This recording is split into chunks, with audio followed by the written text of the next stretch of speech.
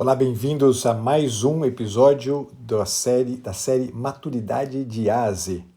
Hoje a gente vai falar, nesse episódio de hoje, sobre maturidade e alegria. E seguindo o que a gente já está acostumado a fazer, nós vamos falar hoje sobre este tema, motivados por uma frase hoje do Henri Bergson. A frase diz o seguinte: a natureza avisa-nos por um sinal preciso que o nosso destino foi atingido. Esse sinal é a alegria. Onde há alegria, há realização.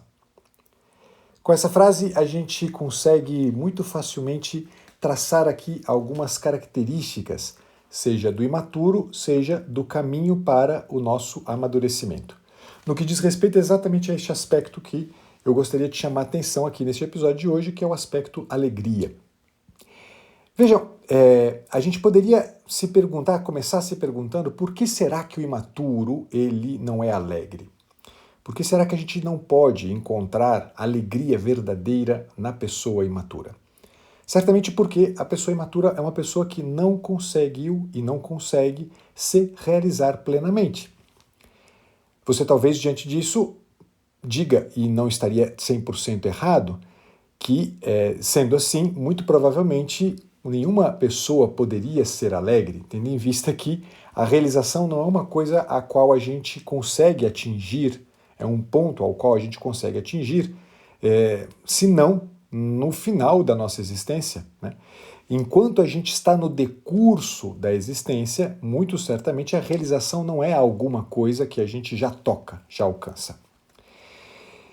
Isto não está errado, né? Pensar na realização como resultado de um processo e, portanto, chegar a crer que, muito provavelmente, a alegria não se trata de alguma coisa acessível a pessoa alguma, está certo por um lado, mas vamos ficar aqui sobre o ponto que me interessa valorizar, que é exatamente o fato de que o sinal que a natureza nos dota para que a gente saiba que a gente atingiu o nosso destino, sendo ele a alegria, o que isso aqui indica para a gente quando a gente está falando que o imaturo não tem a capacidade de ser alegre?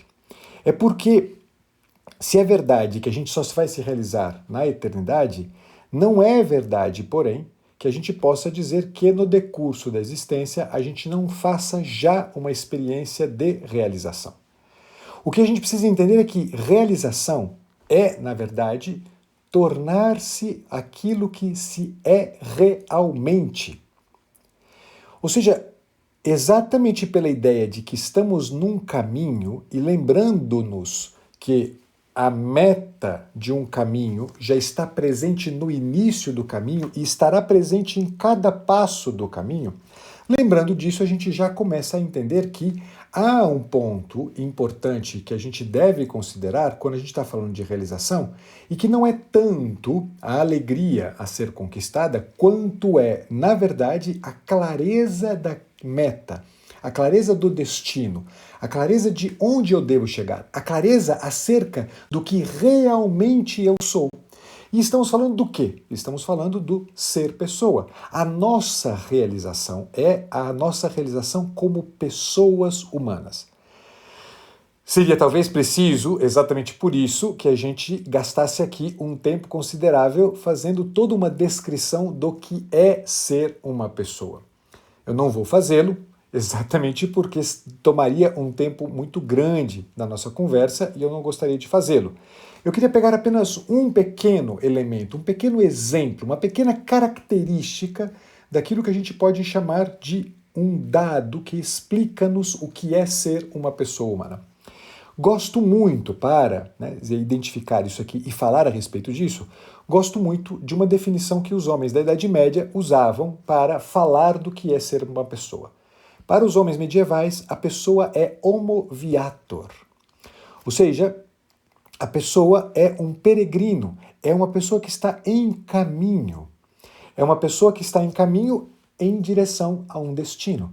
Vejam que, se a gente considera só este pequeno aspecto do que a gente está chamando aqui, do próprio da pessoa humana, a gente já tem um vínculo muito próximo com aquilo que o Henri Bergson dizia para a gente no início, quando ele diz que a natureza nos dotou, né, de um sinal preciso, nos dá um sinal, avisa-nos através de um sinal muito preciso que o nosso destino foi atingido. Ou seja, veja que falar que o homem, a pessoa, é homo viator, tal como os medievais falavam, é já apontar o olhar para este aspecto de destino. Dizer que o homem é peregrino nesta vida significa que ele vai em direção a algum lugar. Vejam que é a consciência de que eu sou peregrino, é a consciência de que eu estou a caminho, neste caso específico, este aspecto específico que eu quero chamar a atenção, que eu quero pensar do meio de tudo aquilo que está em jogo quando a gente está falando de pessoa humana, este aspecto já é o suficiente para que a gente comece a perceber que estar a caminho é já, de alguma forma, tornar-se aquilo que realmente se é. Falta ao imaturo exatamente a consciência do estar a caminho. O imaturo, no fim, ele se fixa num ponto do caminho, como se este ponto do caminho fosse uma resposta. Ele está sempre, de forma muito superficial, preso às circunstâncias momentâneas que a vida lhe oferece.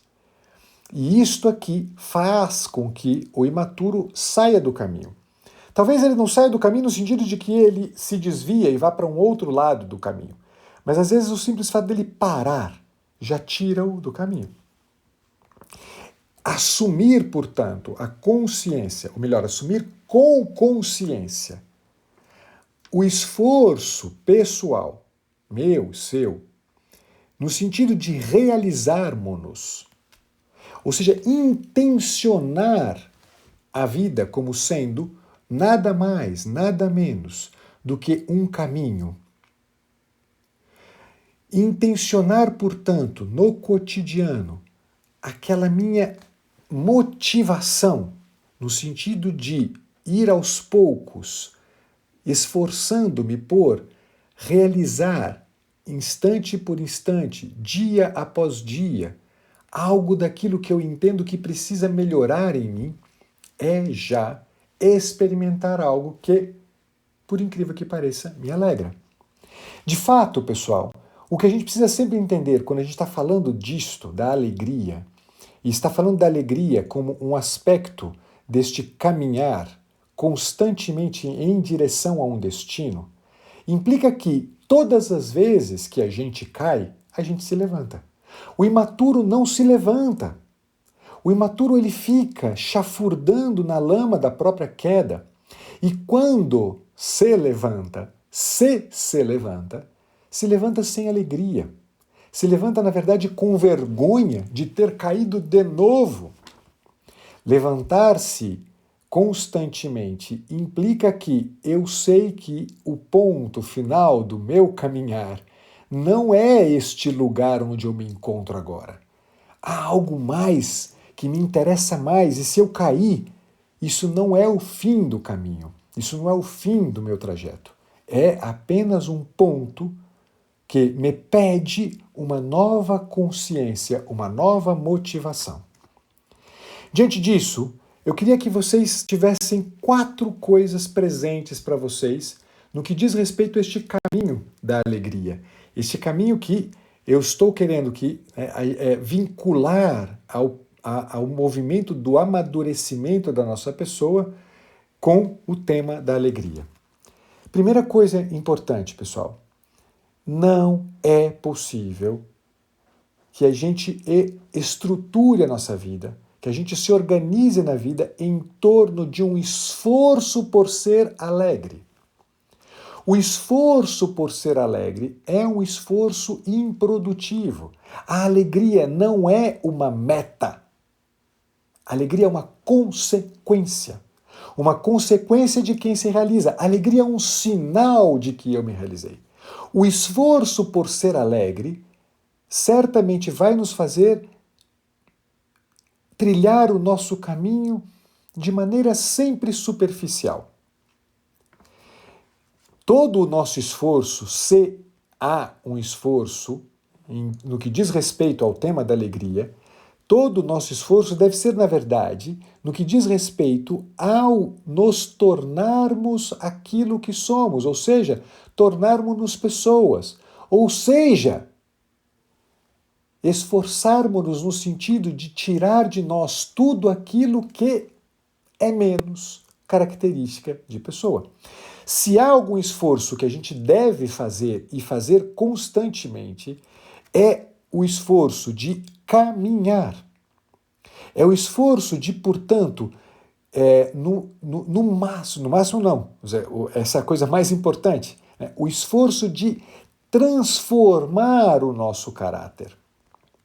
A gente tem que se propor a ser o menos possível sem caráter. A gente tem que se esforçar por vencer tudo aquilo que em nós é negativo, tudo aquilo que em nós é vicioso, tudo aquilo que em nós é menos, tudo aquilo que nos rebaixa. Ou seja, continuar caminhando. Tudo isso que é negativo, a falta de caráter, os nossos vícios, os nossos maus hábitos, são coisas que normalmente interrompem o nosso caminhar. Então não nos esforcemos por ser alegres, esforcemo-nos por melhorar, esforcemo-nos por nos tornar mais pessoas, esforcemo-nos, portanto, por vencer em nós tudo aquilo que nos faz menos. Segundo aspecto que eu queria chamar a atenção de vocês, é muito importante que a gente tenha uma atenção a sermos realistas na forma como nos concebemos. Não dá para a gente ficar exageradamente positivo na avaliação que a gente tem sobre nós mesmos e nem tampouco exageradamente negativos. É preciso sermos realistas. A gente precisa saber, de forma muito realista, quem a gente é. E não exagerar negativamente e nem positivamente, repito. Mas saber que a gente, por exemplo, tem limites. Limites estes que, em geral, são difíceis de serem transpostos. Mas a gente também tem defeitos.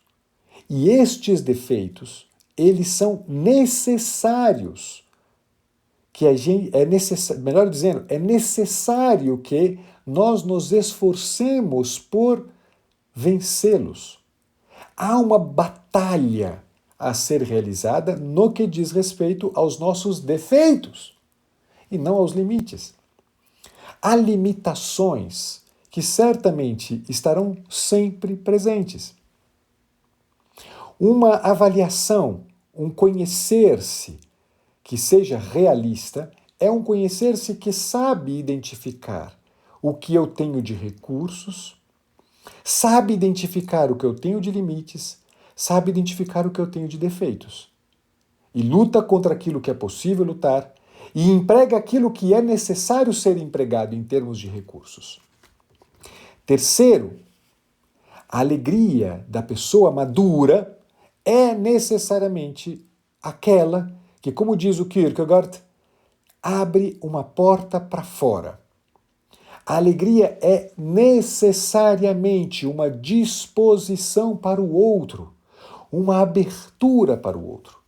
Você não será uma pessoa verdadeiramente madura, uma pessoa que se coloca no caminho do tornar-se aquilo que realmente é, a não ser que se dispuser a abrir a porta para fora. Abrir a porta para fora significa servir.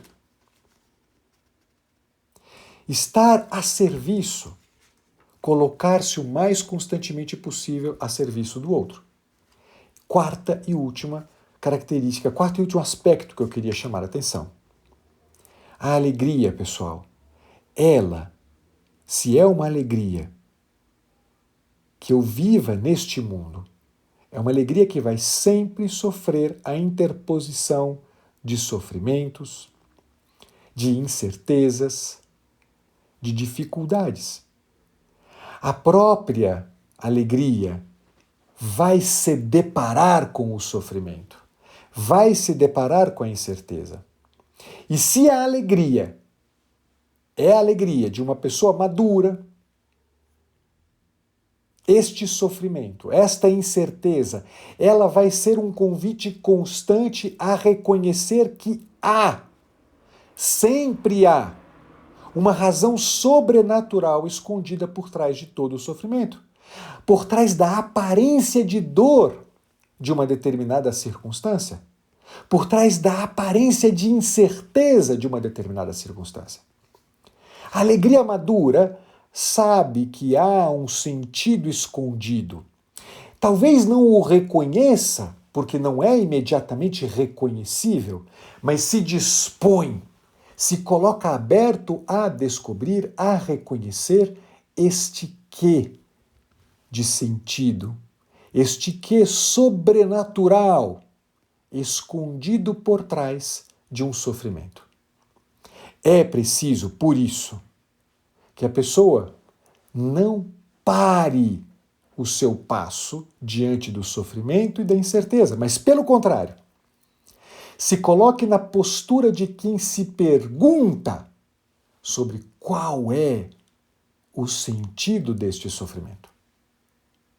Fica, portanto, nesse episódio de hoje, o convite é que você se examine, que você pense como tem sido hoje, na tua vida, a tua atitude no que diz respeito à alegria.